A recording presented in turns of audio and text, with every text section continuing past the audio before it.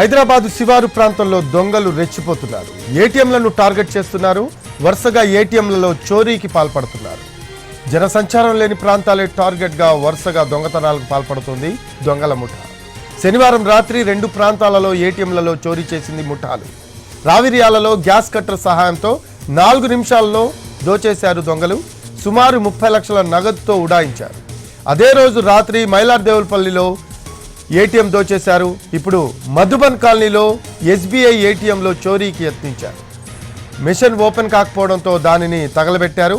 ఇటీవల ఏటీఎంలను టార్గెట్ చేసుకుని ఓ ముఠా చోరీలకు యత్నిస్తోంది.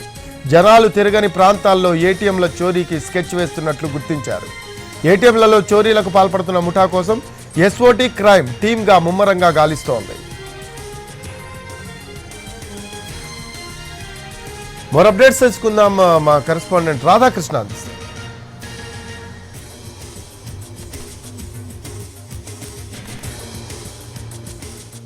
ప్రధానంగా ఏటీఎం సెంటర్లను టార్గెట్ గా చేసుకుంటూ వరుస దోపిడీకి పాల్పడుతున్నాయి ప్రధానంగా అంతర్రాష్ట్ర ముఠాలు. ఇవన్నీ కూడా ఇతర రాష్ట్రాల నుండి రావడం, ఇక్కడ ఏటీఎం చోరీలకు పాల్పడడం, ఆ తర్వాత తిరిగి వెళ్ళిపోవడం అనేది వరుసగా జరుగుతున్న సంఘటనలు ఆందోళన కలిగిస్తున్నాయి. శనివారం రాత్రే ఒక్కరోజే దాదాపు 2 ఏటీఎంలలో చోరీకి పాల్పడ్డారు. ప్రస్తుతం మనం ఉన్నది ఇది మధుబన్ కాలనీ కాటేదాన్ ఏరియా ప్రాంతంలో ఉంటుంది.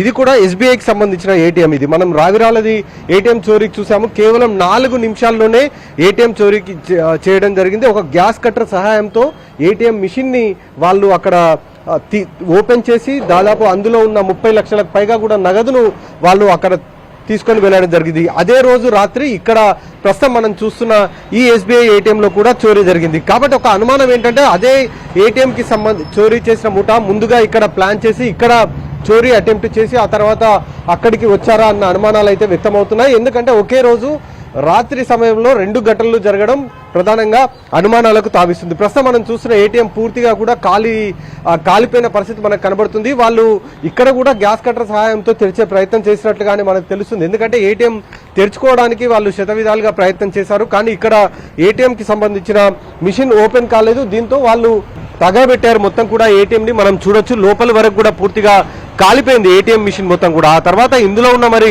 నగదు ఎత్తుకెళ్లారా లేదా అన్న దానికి సంబంధించి ఎస్బీఐకి సంబంధించిన సిబ్బంది ఇక్కడికి వస్తే కనుక ఎంతవరకు నగదు ఎత్తుకొని వెళ్లారు అన్న దానికి సంబంధించి సమాచారం వచ్చే అవకాశం కనబడుతుంది. ప్రస్తుతానికైతే ఏటీఎం మొత్తం కూడా కనబడుతుంది మనకు, మొత్తం కూడా కాలింది.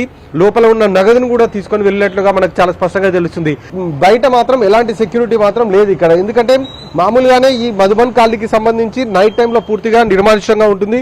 అలాంటి ప్రాంతంలో ఏటీఎం ని ఇక్కడ ఏర్పాటు చేయడం జరిగింది.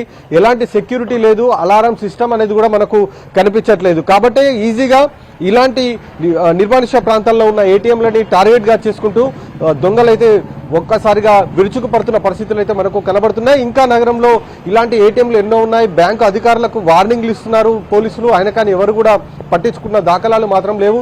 దీంతో ఇలాంటి చోరీలు వరుసగా జరుగుతున్న సందర్భాలు అయితే కనబడుతూ ఉన్నాయి. మరి ఈ ముఠాలు ఎవరు, ఏ విధంగా వీళ్ళు ఇంత సులభంగా ఏటీఎం చోరీలకు పాల్పడుతున్నారన్న దానికి సంబంధించి పోలీసులు ఒకవైపు దర్యాప్తు చేసినప్పటికీ పాత నేరస్తులే ఈ ఏటీఎం చోరీలకు పాల్పడుతున్నట్లుగా మనకు చాలా స్పష్టంగా అర్థమవుతుంది. వీడియో జర్నలిస్ట్ విశ్వపాల్తో రాధాకృష్ణ, ఎన్టీవీ, హైదరాబాద్.